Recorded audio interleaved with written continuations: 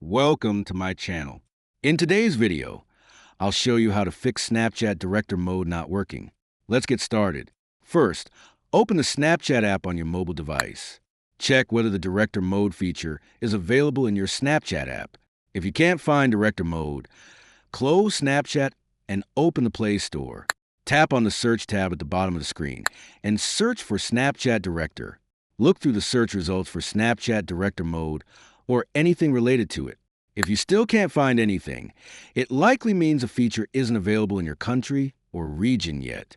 In that case, you can try using a VPN or another proxy service to access features that may be available in other regions. To do this, go back to Play Store and search for VPN.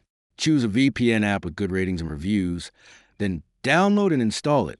Open the VPN app and connect to a country where Snapchat Director Mode is available. After connecting to the VPN, reopen Snapchat and check whether the Director Mode feature is now available. Keep in mind that feature availability depends on Snapchat's rollout, so using a VPN does not guarantee that Director Mode will appear immediately. And that's it. If you liked the video, like, subscribe, and press the bell icon for more helpful tutorials.